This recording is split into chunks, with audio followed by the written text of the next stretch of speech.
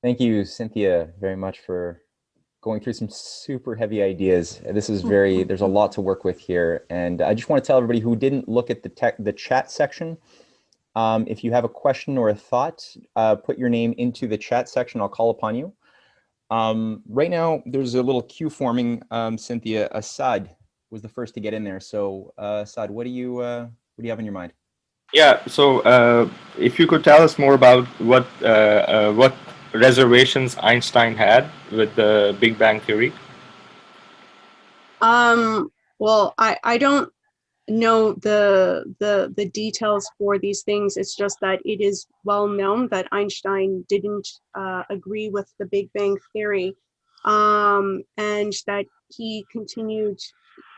There was a Einstein was kind of ganged up on. It was really tough for him, and there's a lot of I think misunderstanding of Einstein today because they think that he was for certain ideas that he wasn't for, but you know he I think the way that Einstein operated was that he did not want to be an open book. He wanted to have his work, showcase his philosophy.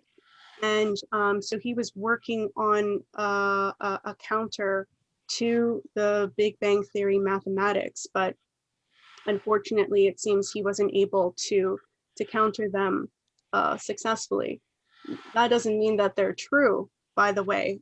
These That's part of the problem with the mathematical language is that you can get drawn into a lot of like arguments that are very time consuming and they're not very worthwhile routes of exploration. But I think that we might be doing another class that goes into these questions in more detail. But right now, it's kind of hard to go into a lot of the details for that. But it's widely recognized that Einstein was not welcoming to the Big Bang Theory. Thank you. Yeah, and I'm pretty sure that you're right. We will be doing at least one, maybe two or three even presentations that will touch upon this over the course of the next 13, 14 weeks, dealing with such things as alternative theories to the Big Bang, like that of Halt and Arp, who dealt with intrinsic redshift instead of interpreting redshift as the effect of a Doppler process. So I think that these things will be touched upon if people continue to return to our Sunday lectures, and it'll be elaborated upon in more depth. Now, Bob, you have a comment, and also if you have any thoughts, Bob, I know you're pretty scientifically minded and you've thought about these things for many years. So if you have a comment as well on what Assad just said, feel free to chime in. Yeah, well, I just want to make a comment about another Leibniz criticism of Newton, which is that his idea of gravity was action at a distance, which like the idea of a God's clock winding down, Leibniz said that that's a magical notion, that there's just some kind of action between bodies, between two interacting bodies at a distance. And the interesting thing about that, and this kind of relates to some of the latest writings that you've been doing, Matt, is that Keynes actually unearthed Newton's documents, which he had hidden throughout all his life, his alchemical writings, where he actually was believing in the transmutation of elements going back to the Hermetic tradition of magic. And not only that, Newton's claiming that he was a Christian was also based on magic, in that Newton was a numerologist, and he took passages from the Bible and said, when is the apocalypse going to happen? He says, I can find that there's a secret code in the numerology existing in the books of the Bible. And Newton literally said, I don't know if it's 2050 or 2060, but that the world is going to come to the end, the apocalypse, which is a kind of and by the way, Keynes actually thought this was great that Newton believed in magic. It's it sort of goes along with the belief in money as well, monetarism, as being the magic of the marketplace. That's the comment I had to make. There's a lot of other stuff I've written about, which is if people want to look at about Riemann and Newton and so forth, that I've written about extensively in my blog, but they can do that if they like. You could stick your blog link in the chat section if you want there, Bob. Okay, sure. Cynthia, did you have anything you want to say towards Bob before we go to the next comment? No, Okay. I agree. Yeah, and I mean, it's interesting. They say that many have thought ever since Keynes bought that chest at auction and opened it up and found only, thinking that he was going to find all of a sudden the lost scientific writings of Newton, and when they opened it up, it was really just thousands of pages of numerology and alchemy works and no real science describing how he supposedly made these discoveries he's attributed for. The statement came about, what was it, that many had thought that Newton was the first modern scientist, but he was actually the last of the Babylonian witches. Yeah. So Stephen, I noticed that you have something that you're announcing. You want to elaborate on your thought there a little bit about Einstein's correspondence? Well, I didn't want to get off topic, and I just threw it up for interest. But in the future lecture on Professor Charles Hapgood in his 1965 book, Maps the Ancient Sea Kings, some of Hapgood's discoveries led him to develop a theory that competes with tectonic plate theory in terms of major geology.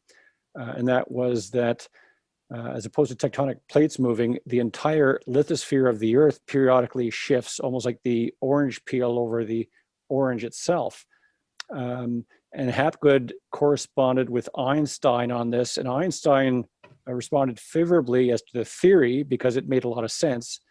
And I believe the reason why it didn't get further development is they could never identify a causal mechanism for this supposed Earth crust displacement. So a little, I guess, along the lines of some of what Cynthia described in terms of the underlying philosophy of science and so forth, and more an analogy, I guess, on the Big Bang side of things. There are other competing theories out there for, I guess, major theories that sort of have widespread acceptance without a lot of critical thinking that they are still theories and not proven fact. So just the mention of Einstein got me thinking about this. I was just segueing into a future presentation here via some of the material that Cynthia presented. Yeah, that was a little plug for Stephen's March 14th lecture that's going to be coming up. Good job, very sly. All right, Kwan, you have I think a pretty valuable thought. You're more than welcome to share it. Okay, so what I wanted to say that in Chinese, the universe is called Yu Zhou. Yu Zhou exactly means space-time. And so in a certain sense, for the ancient Chinese, the universe, chronological time cannot exist between the manifestation of the causality of the physical universe. So it goes back to the fact that true science is not only a succession of mathematical productions, but truly metaphysical reflections rooted in the reality of the idos, of the forms. Because I want to go back to the small video that Cynthia called funny, but I think that it's funny, but at the same time very basic. The video about the mind and the representation of reality, and when the guy was speaking about facts versus ideas, and I'm sorry because I'm a partisan of Plato, but each time that I hear that facts versus ideas, I always think about the Platonicians, eidos forms, the intuitive forms, or if you want,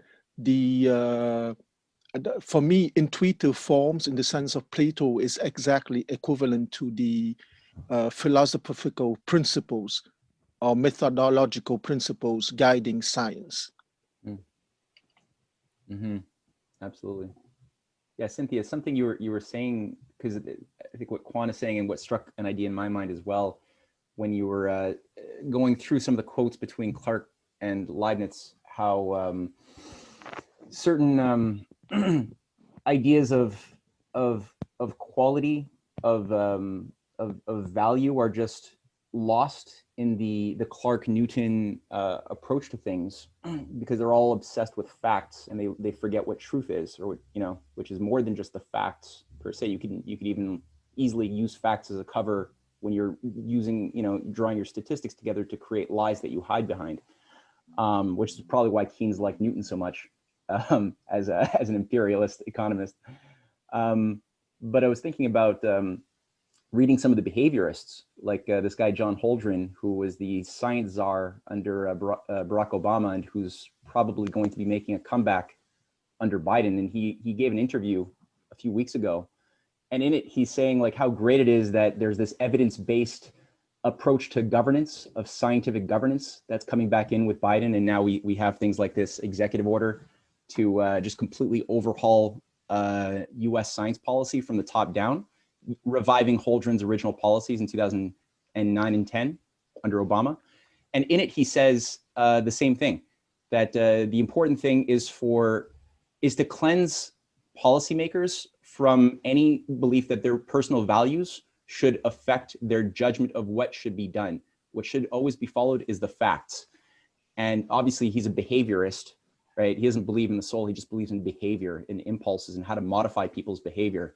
But he's totally separated personal, internal pollution of subjectivity, of values, morality. It's all non-scientific for him and people who think like him, from like what should be done. And it's this very arbitrary, tyrannical God of Newton that Leibniz is having trouble with when you hear these guys speak. It's a God of will, but not reason. Right.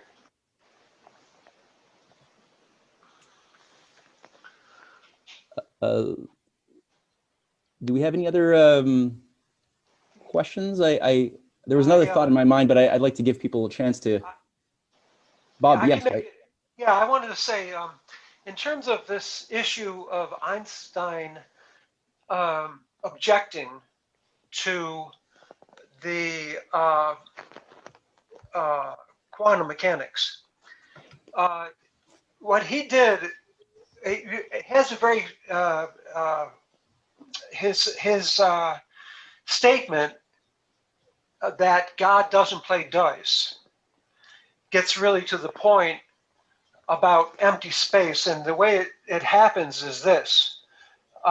The idea of probability physics is that there's a statistical measure, what's stochastics, to determine what happens at the very small. That you can't know where the position of a particle because of the cutoff of your ability to go beyond the distance, the Planck distance. You can't go beyond that. You can only make an inference which is based on probability. The fact of the matter is the mathematics of probability exists also in a dead and empty space. That idea is that there is unlimited potential probabilities, and you can't choose between one or the other. In other words, causally, it's acausal. The mathematics itself of probability is acausal. It's not based upon what Leibniz was talking about. And people know that in general about probability and statistics when they just make the statement, statistics can make any argument that you want, can prove anything. That in what the Solvay conference did is that it took and said, we're going to replace any other system for this principle of Heisenberg and his uncertainty, that we can't be certain about the physical space and the very small, that it's all based on a statistical probability. And once you bring in that kind of mathematics, what Einstein was saying is that says that, there's no sufficient reason, which is what when he said that God doesn't throw dice, that's what he means. He's saying the same thing Leibniz says from that sense. Can I share an observation I made while you were showing the videos of the Berkis? Sure. And then just to let you know, Curtis and William have both. Oh, Curtis. They want to say something too. Oh yeah, of course. No, actually, go ahead. William, that's true. You did pose you had your finger up. Go for it. Okay, yes. Did you see my, let's see, I put it in the chat. This was about an hour, almost an hour ago, maybe 45 minutes, where I said, it sounds like they were talking about the God particle, which is what is supposedly fills up all this empty space in between atoms and quarks and what have you. It's called the God particle. And I don't know too much about it, but I remember seeing an article about it a few years ago. Matt, do you want to say something on that, or Bob? I could say something. Bob, do you want to say something first, or? No, you're on mute now. Go ahead. Whatever you want to say. Oh, okay. Yeah, I think the thing with the God particle, the Higgs boson, I think is what they called it back in 2012 when they discovered it by smashing two high-speed particles together, and it blew up. And they found, just at this right velocity, they were able to finally get. They found that there were these subparticles that had trajectories out of that explosion that were forecasted by certain mathematical equations earlier on. And there's some fallacies to the whole way of thinking, because sure enough, there is something there, but I think that the name God particle itself indicates a big weirdness, because if we discovered this thing called the God particle, if it was so important, this thing that would account for the existence of mass, how does things cohere? Because that was one of the big problems in standard theory, is that they could get, 3 of the 4 fundamental forces to cohere, electromagnetism and the strong and weak nuclear forces. They could get those to mathematically sort of coexist. But like Cynthia said at the beginning of her class, they can't really get gravity as it's defined to fit amongst the other 3.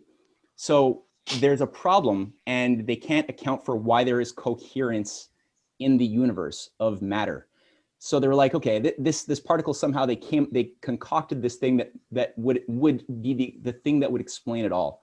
So they finally created a condition where they found it, and nothing really changed in terms of our ability to make more discoveries or anything. And I think that when you look at a lot of their assumptions in the standard model that drove the experiments all of these years to make this happen, to give it the name, these are people who are not allowed to look at what Kepler was actually doing way before Newton came onto the scene, when Johannes Kepler discovered the actual 3 laws of planetary motion through harmonics. He called his final work The Harmonies of the Worlds. And he never calls it gravity, but he basically accounts for principled reasons why the solar system is organized in a specific in the way that it is. Like, he asked the question, why are like he used the principle of sufficient reason. Why are there these finite planets, these orbits, and why are they located where they are and not otherwise, and not in other imaginable configurations? He asked that question, which motivates him to discover that there's a harmonic ordering of the planets from their fastest and slowest positions in their orbits, around moving on ellipses around the sun.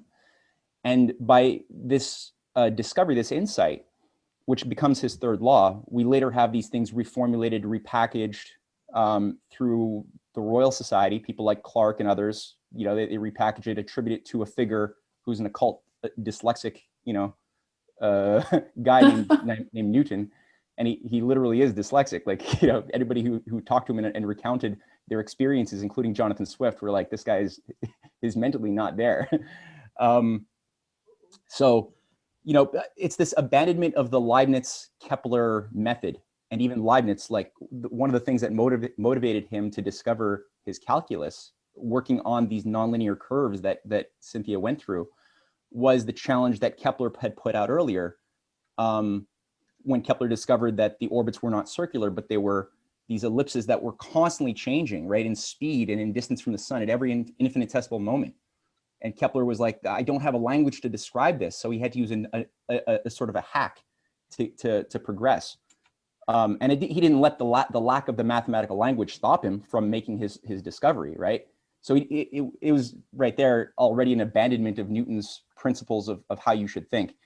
But that's what Leibniz did. And none of these scientists who are cooking up God particle notions or standard theory notions today are themselves accessing the discoveries of Kepler and the method of Kepler or Leibniz, or what Einstein was actually doing. They're not properly thinking about how Einstein was thinking. They're just using formulas that they're given, and they're given a certain analysis from their teachers, who are, you know, there's certain political motives from the top managing the interpretation of these things. So I would just say that. Okay, it's Curtis, and then Martin Seif has something to say.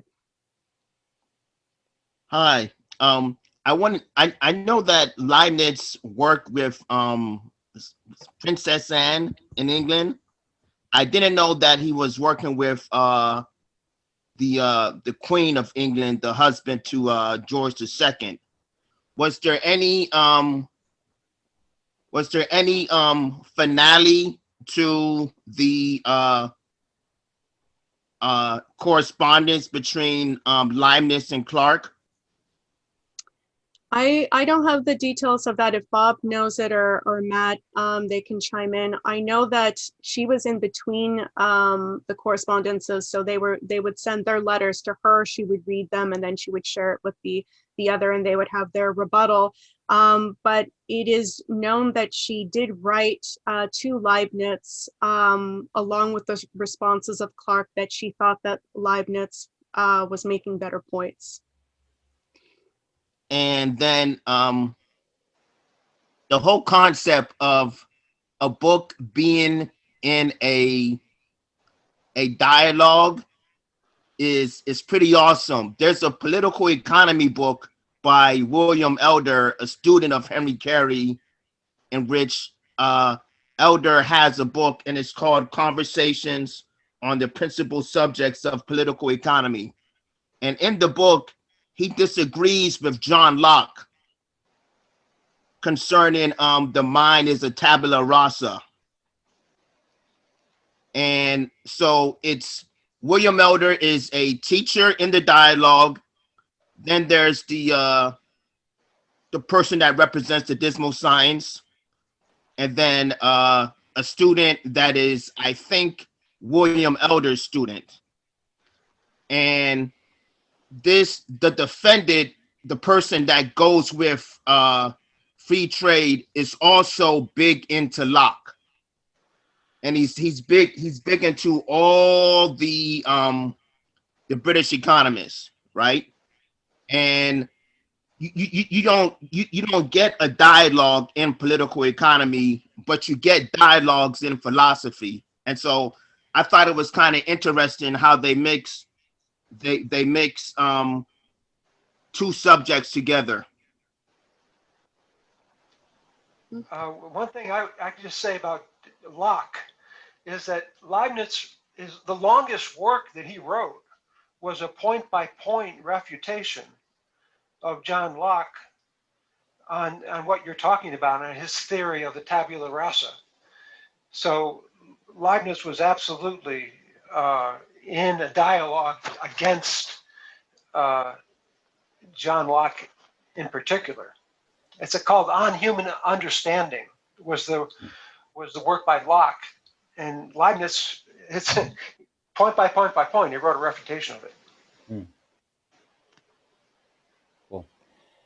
Just real quick before Martin talks, in answer to William's question of is there a link between music and the ordering of the planetary orbits of the solar system, Kepler did find there to be a link. And Matt, have you done classes on this? Yeah, I've done a few. Do you want to guide him to where it would be a good place for him to have more information from it? I just have to. Yeah. Well, there's been some remarkable work by Jason Ross, who is a younger, I think he's maybe 40 something. He's a member of the Schiller Institute, and he's done some remarkable work on Kepler, and he's put together 2 teaching guide websites, which I can put out in the description of this video when we put it up on YouTube, that go through, like if you were a teacher, how would you teach a curriculum of students to reproduce the discoveries that Kepler made in his New Astronomy in 1609 and in his Harmonies of the Worlds, using the you have to basically work on vibrating strings. You have to figure out rational ways to create certain proportions in those strings that are resonant to each other. And he basically goes through a whole new theory of music, of harmonics, and then he looks to see if these geometric proportions are something which occur in astronomical observations, which he does find. I mean, that's how his third law came about. So it's not to be poo-pooed. So these websites are very interactive. There's animations, a lot of, and obviously it doesn't you still want to buy the original books that Kepler wrote that have luckily been translated recently into English after hundreds of years of consciously being obscured. These are available online. But yeah, it's very fascinating. It does change everything. Like everything that we know about modern science is basically turned upside down in a really healthy, natural way. So yeah, that's there. But now, Martin. Okay. I know that you have a lot to say here. Go for it. Well, oh, wait, hold on. Cynthia? Yeah. Can you hear Martin? Okay. Okay, I should be okay, Sam. I don't know if let me know if you guys have video on me, because I don't have video on me, but I've been able to enjoy and listen and appreciate Cynthia's wonderful lecture as well. I love the work on Leibniz. It is truly liberating. It occurs to me that another possible one that might be done is approaching Ben Franklin, not just as we're going to approach him, but consciously approaching him as a contrast to Isaac Newton, because Newton's whole life was in the, as Cynthia rightly pointed out, was in the service of autocracy and repression. And this was reflected in his scientific methodology too, something that I experienced even in tiny catastrophist circles in London from the English 40 and 50 years ago. This need to crush open debate and to slander it, and cast into the outer darkness and discredit anyone like Leibniz who did not fit into their categories. 2 points I'll add to Newton. There's the classic biography of Newton is by Frank Manuel. And Manuel makes 2 key points that confirm Cynthia's insights and go further too. First, not only was Newton a literal murderer, did he sentence people to death? I did not know until I heard from you, Cynthia, it was in record numbers.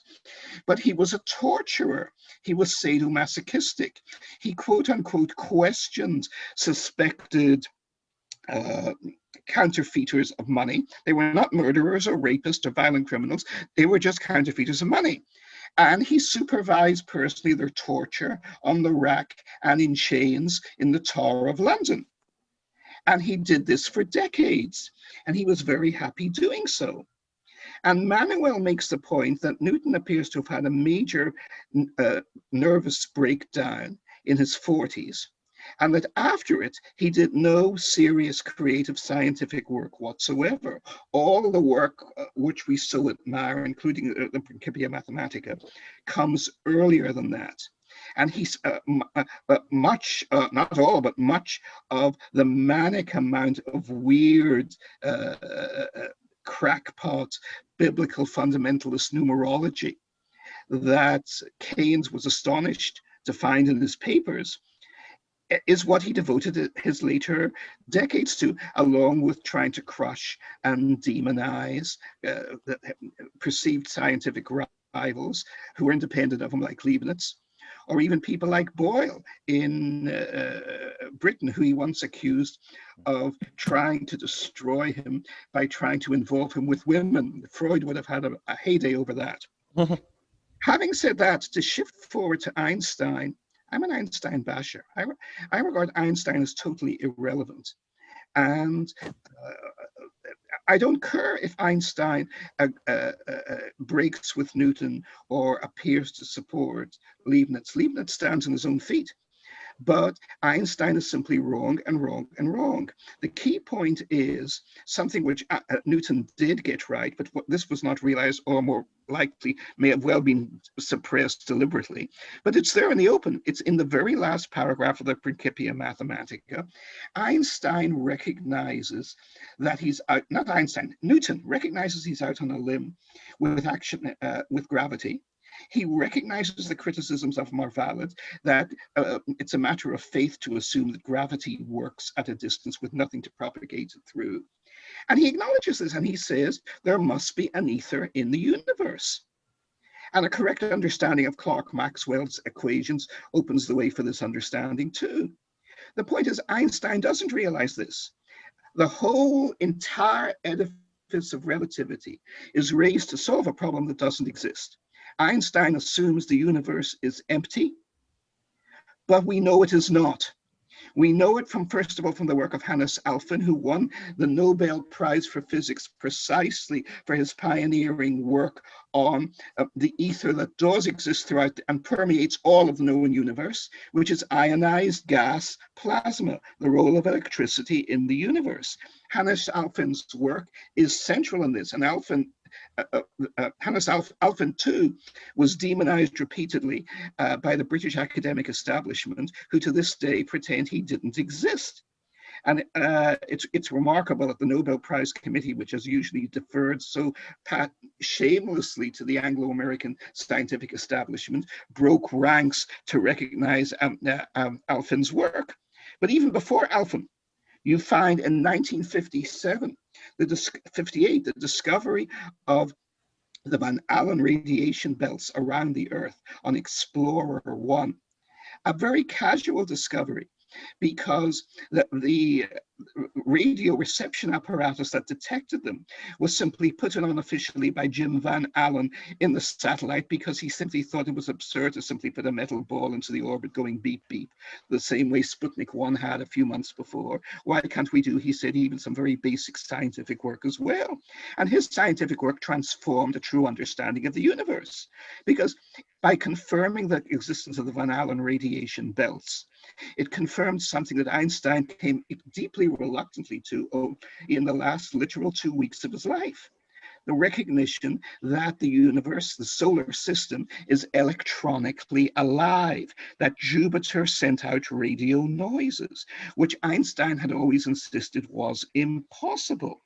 And under relativity, it was, or should have been, or should just have been an irrelevance. And I leave it there. I put more points of this on chat if anyone wants to look, but the one point I'll add, and it's crucial, is another of Einstein's pernicious and ridiculous ideas is that light is limited, and nothing in the universe can go faster than light, 186,000 miles an hour.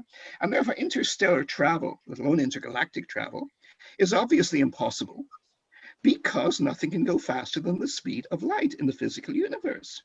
But that's just Einstein's dreaming. And if you talk privately with a remarkable number of people from any major US or defense or high-tech aerospace company, they'll privately laugh at this. They just laugh at it as irrelevant. What is taught in schools and universities, again, is pablum. And the key point here is that they haven't taken it off the internet yet. Look up the comments before he died of the late Ben Rich. They were made in 1993, more than a quarter of a century ago. And this guy succeeded Kerry, I forget the name exactly, Johnson, as the second director of the Lockheed Skunk Works, which of course today is the Advanced High Tech and Maximum Security Technology Division of Lockheed Martin, which built the Stealth 1 bomber, which built the Stealth 2 bomber, which built the Stealth fighter, which had built the U-2, which has built the Aurora, and which has built heaven knows what since. And Ben Richter takes for granted in comments you can still read on YouTube that faster than, he doesn't mention Einstein, he doesn't care about Einstein, Einstein's irrelevant to him, but that the physical limitations that relativity gives us are irrelevant to American physical engineers and have been for at least 40 years. And we need to rejig our understanding in that concept. Like me, Einstein was an old Jewish guy who let his hair grow and it looked good and it was great for his reputation. But there is a reason that the rest of mainstream physical science regarded him as a has-been after the Solway conferences of the mid-1920s. And those reasons were legit, I maintain, and still hold. And I say, just look them up. Thank you. Cynthia, do you? Well, I thank you, Martin. I know you've done a lot of work on this. For me, I honestly, I think that there's probably some confusion as to necessarily where Einstein stood uncompromisingly on some of these subjects. But I see that Gabe actually brought up that they're under the impression that Einstein actually did bring up the logical importance of an ether in a later lecture in 1920. If you want to talk more in detail of that, that would be a very useful thing to know about. But you know, I haven't gone into depth in reading Einstein's own work. So in terms of these things that are being said, I'd have to like take a pause and actually go into it. I just know that from the standpoint of what Leibniz is talking about, I think Einstein's theory is not perfect and there are problems to it, but it's not something I think that's also completely irrelevant.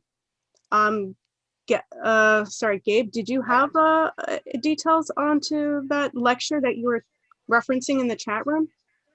If you can unmute yourself, or, oh, okay, it's a link there. Anyway, we can. Hi, yeah, not any more details. Hi everyone, thank you for the amazing lecture, Cynthia. I just wanted to share it for Martin. So from what I've researched in the previous years, it's been a long time, but I think Einstein started with that preconception that there was no such thing, and then later in life, as he was trying to resolve fundamental incoherencies in his own theory, he kind of came to a conclusion that there had to be such thing as a fundamental ether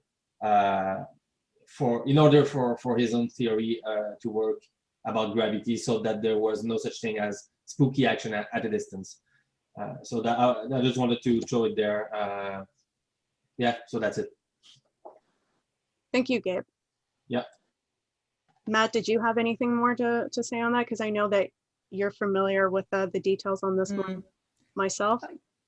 Like you though, I've looked at some of this, but not as extensively as I should to comment as have my words mean too much, except I guess the things that I've thought more about than other things in regards to this topic is on the matter of empty space per se. I've never actually seen Einstein say there is empty space. And I don't know to what degree his equations are incompatible with the plasma universe work of Hans Alfvén, which is obviously the case. Like the universe is obviously saturated with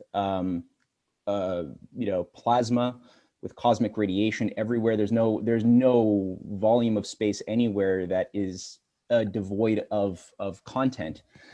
I don't know if we're creating a false dichotomy by saying either it's Einstein's equations or it's this plasma universe with a certain shape to the space caused by matter in time, and even the introduction of life, because there's living space-time too, which Vernadsky tackles, which will actually be an upcoming class, and which Cynthia touched upon in terms of evolutionary time and how space-time in living that's animated by life is also moving and accelerating the types of motion of chemicals, the creation and transmutation of elements and atoms in a way that you don't see in abiotic life, non-living the lithosphere, which is accelerated even more in noetic cognitive life and that space of thought time.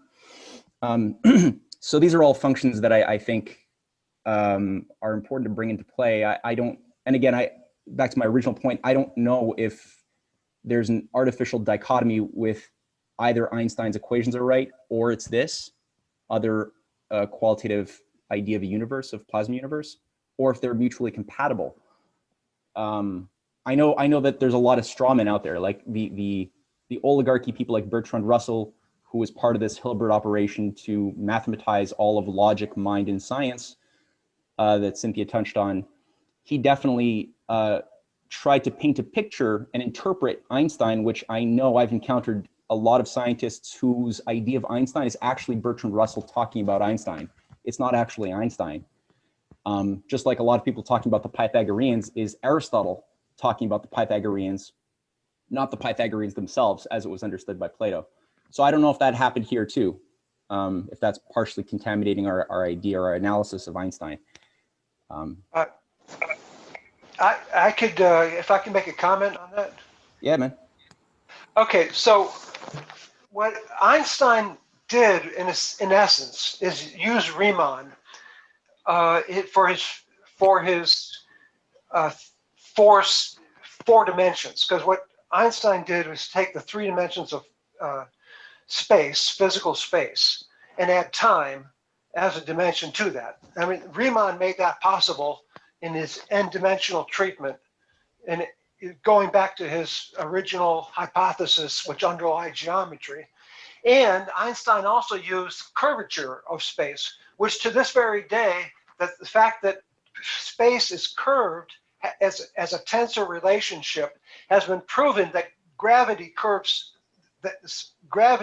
space-time to be curved. It's never been disproven, never. But now the thing that happened though is that at the end of Einstein's life, he was trying to come up with a formulation for what's called the unified field theory, which is the other forces, electromagnetic, weak force, strong force, and gravity. He never did come up, he never was able to make any real progress on that. In fact, what you talked about earlier with the God particle, referring to that, it's really along the same lines of saying that there's a missing element. There's always a missing element to be able to make predictions about how particles interact with each other.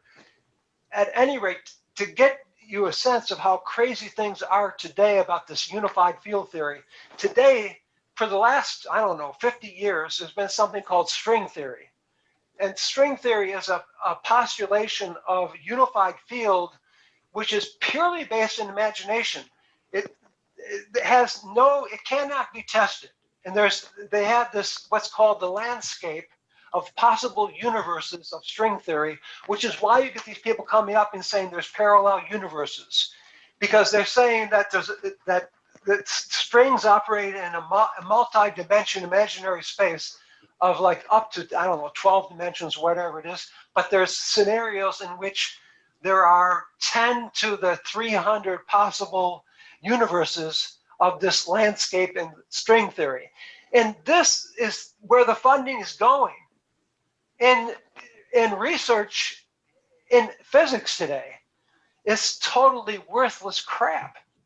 And yet this is, if you want to get money, you're going to research this stuff because you have to bow down to this idea of this false idea of a unified field theory. I just had a quick thought. Dave here. Yeah, Dave. Yeah, no, I mean, I heard I was listening to the Einstein discussion, and I mean everything about. I mean, I think a lot of us have read the Leibniz, Clark debates and all that. But I mean, in terms of the speed of light as a concept, science is about hypotheses, and I mean, something like the speed of light, Einstein, regardless of maybe how he actually thought about it, it's a hypothesis, it's a boundary condition. And I think the whole point is we have to experiment around boundary conditions. You know, what are the boundary conditions of matter? Matt, you mentioned plasma physics, right? So there's heat, right, at different temperatures to really investigate plasma dynamics. You know, things are at a high heat. It's not like, you know, things within our relativistic conditions as human beings, you know, within the temperatures that we exist under, it's not like there's these mega plasma processes that we can investigate, right? There has to be certain situations that conditions have to be created under which different states of the universe can manifest. So I think it's really just a question of seeing these things as hypotheses, and as hypotheses, the way to find out more is to test them, is to experiment. And so if we take that approach, I mean, it feels like, I mean, that feels like a more healthy approach, because otherwise it's just this theory contending with that theory. But the question, as I think Bob mentioned, you know, if you can't test something, Right. you know, what's the point? But if you can look for boundary conditions, maybe things do go faster than the speed of light. What happens when something, you know, what if we accelerate a rock past the speed of light? I want to see what's going to happen. We should do it. I don't know if we probably. Yeah, we already are. Like modern evidence is showing us that things are happening in other galaxies faster than the speed of light can account for. Like there's reactions in one end of the galaxy and hundreds of light years away, hundreds of thousands of light years away. There's common sort of reciprocal effects that we're seeing. We don't understand it, but we definitely know that there's this higher geometry of discovery of principles that are yet to be discovered that are beyond our known mathematics for sure. Yeah, the question is under what conditions do they occur, right? And just sort of being able to test what happens to things under different conditions. That's how we find out more. Right. Hypotheses. Yeah, and I would say also on that note that it's those extreme circumstances, like for example, near absolute zero temperatures, the boundaries, the normal way in which matter reacts breaks down, and things at anomalous extreme conditions that's where the most important things that we can test right now for experimentation are going to make. We know that if we test those limits and those bounds, we're going to have to make progress, because that's what it's the testing of the physics, it's the physical universe itself, not thinking about it in an abstract way that has no relation to anything other than pure imaginary space, an empty void, but rather what happens under certain extreme conditions. Those areas are that's why it's so important right now, for example, to move ahead with plasma physics, because it's an extreme condition at the high temperatures that we see within stars that are going to move us forward. Also, what's called matter-antimatter reactions, which is even more extreme than plasma. We know that the next step, we can even show that the next step beyond plasma itself is going to be the matter-antimatter reactions, which are orders of magnitude greater in terms of energetics and the dynamics involved than plasmas are. So that's the roadmap.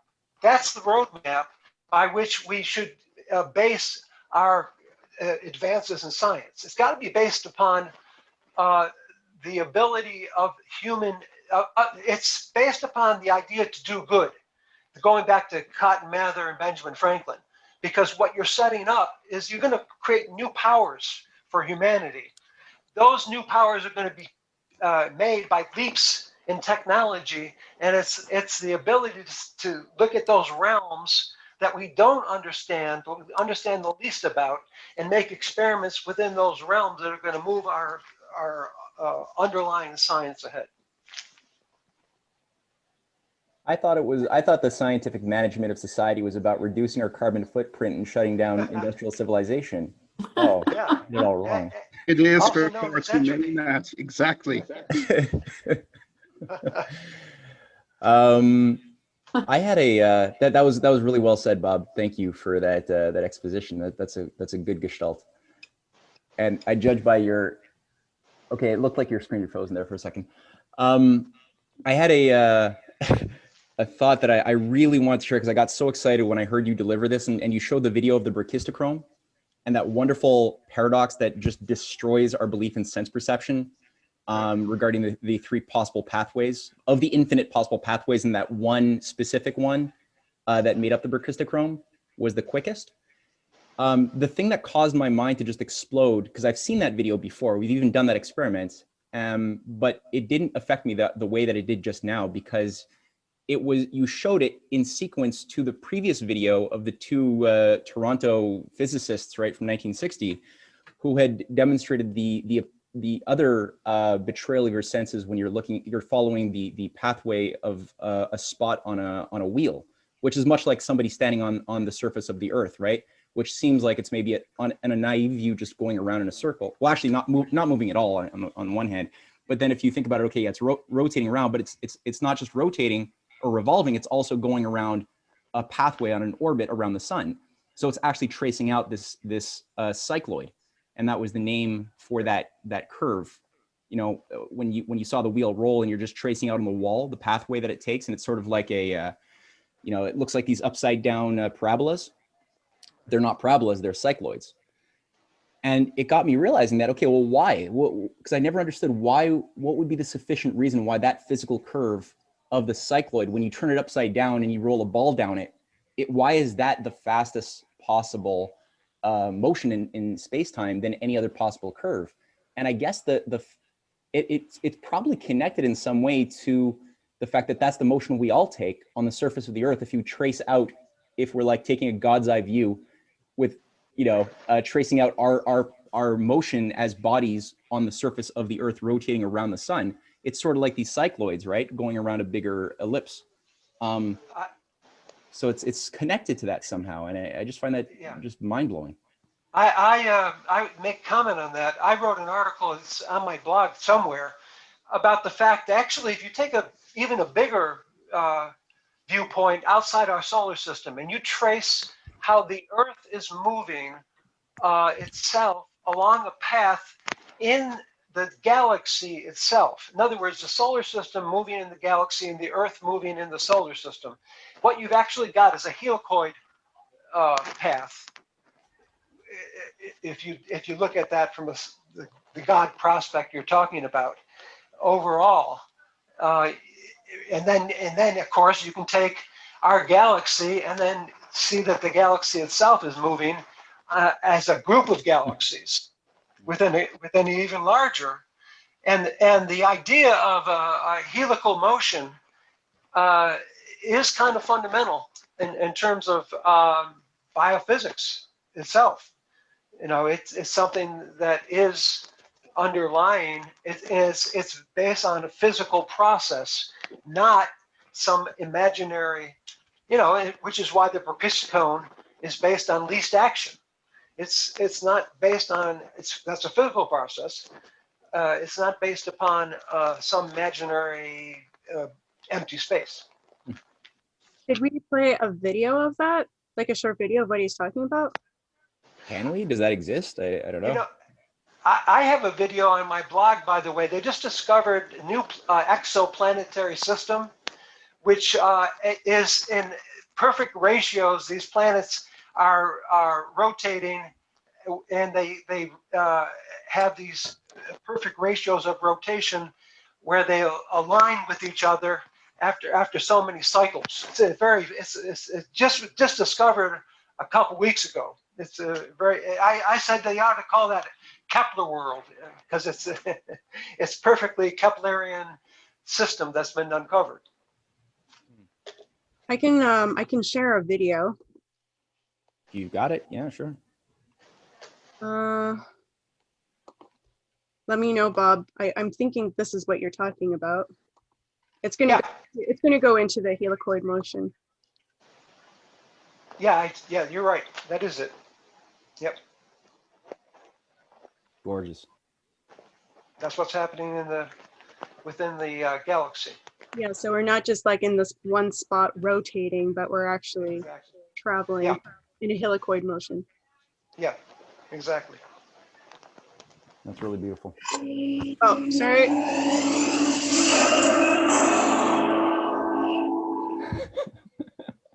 My bad. Did I stop sharing the screen? I'm totally lost with what I'm doing. And what Yes, you stopped sharing the screen. It's okay. Scott, you're asking a question about Sapphire. You're just asking generally, Scott, if anybody knows about the Sapphire project at the University of Toronto? Or do you have something more specific? Yeah, just to, can you hear me all right? Yep. Okay. Yeah, just if anyone's heard of it and to take a look at their videos. They've done a number of videos on their research, which is purportedly about fusion power. I haven't delved into it too much, but again, it's physics, plasma physics research, and this is the cutting edge. I think this is like this is the new, we're kind of moving into this, and this is where I think fusion power is going to come from largely, is a lot of this research. And the other comment is just that, the optical, we have our theoretical, talk about the suppression of science. I mean, we're banging up against, the Solvay conferences and the mathematization, the empiricalization of science in the new astronomical observations that we can make in the universe and are making that completely contradict the orthodoxy that we've come to accept. And we're coming into a, it's going to be like smashing particles. It's already that way. The fundamental thing, the great irony is that the astrophysicists don't know what they're looking at, because they largely, when they see this, I mean, they acknowledge magnetism now, some of them do, but they've never been trained in magnetism, and electric, how electricity works and whatnot. So they're like, they don't even know what they're looking at. Mm-hmm. And that's by design, as I see it.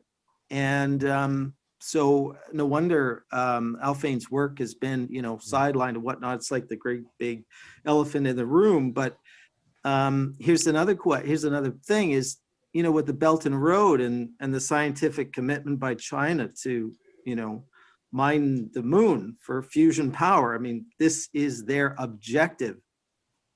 Talk about intent. Mm-hmm. Well, on the way to the moon, they're going to find out these things. How much do they already know about this? How much does Russian scientists already know about this?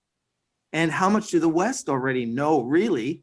Talk about Skunk Works and Lockheed. Know about this. And who has got a commitment to bring it to use? Yeah. The Belt and Road, China. Right? If it's come from anywhere, that's where it's going to come from at this point in the game, for sure. Yeah. So there's a crisis internally in the West to deal with it, because if you've got suppression of this information and observation, you can't, mm-hmm.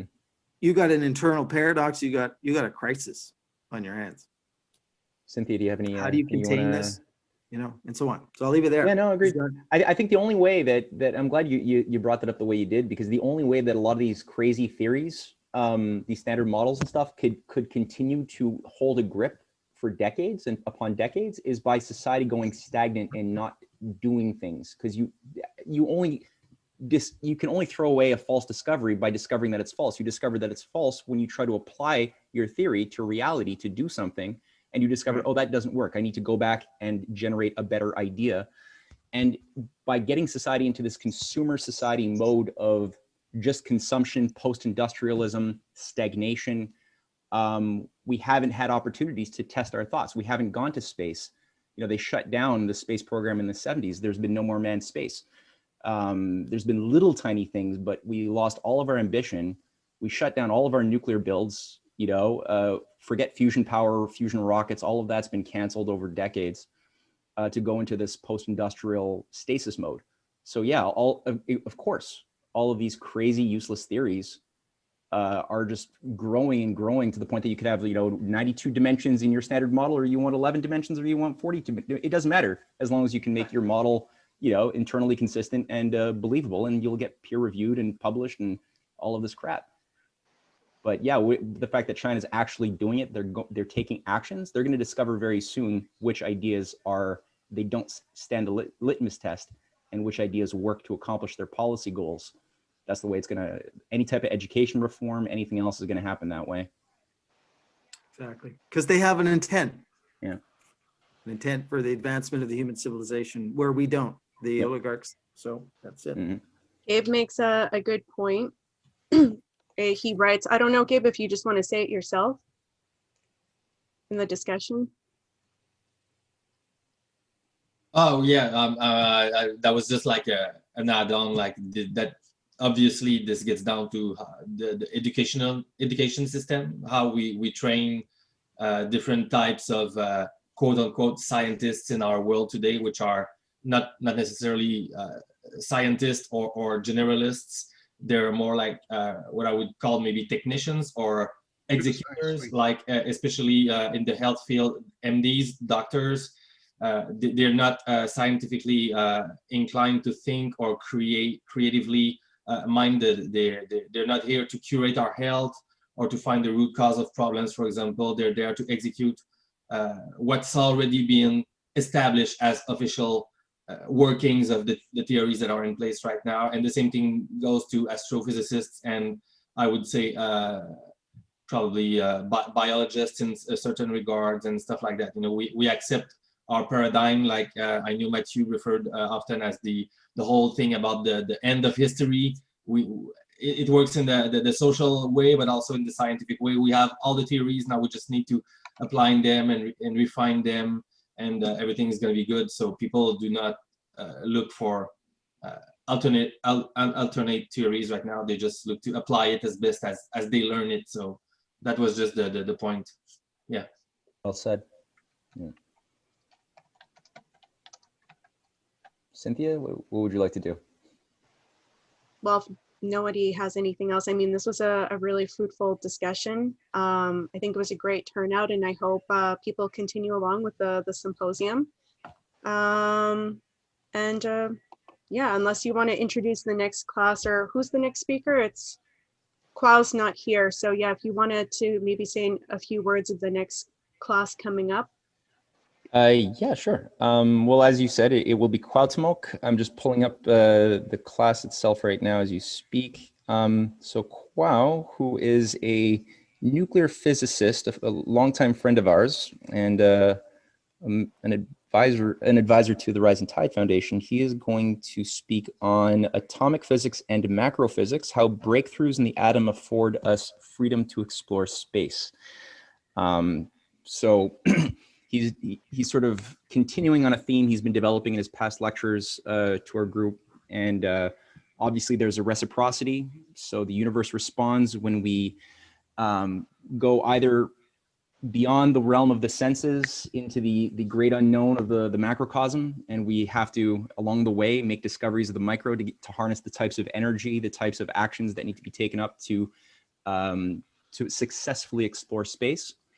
And similarly, the more we go into the geometry of the atom, the more we discover greater and greater qualities of energy that can be harnessed for the good of mankind. That also allows us to, of course, look at things like terraforming other planets, going beyond our solar system someday, and more. So, there's this. You can't just talk about one without the other, and so Kwao is going to flesh some of those ideas out. And yeah, I hope everyone gets the word out to your friends. If you got curious, smart people in your network who you think would get some soul food out of this discussion, feel free to invite them, and we want to bring in more and more people. Great. Thank you, Cynthia. Thank you, everyone. Thank you. Thank you. Yeah, wonderful lecture always. Bye. Bye. Yeah.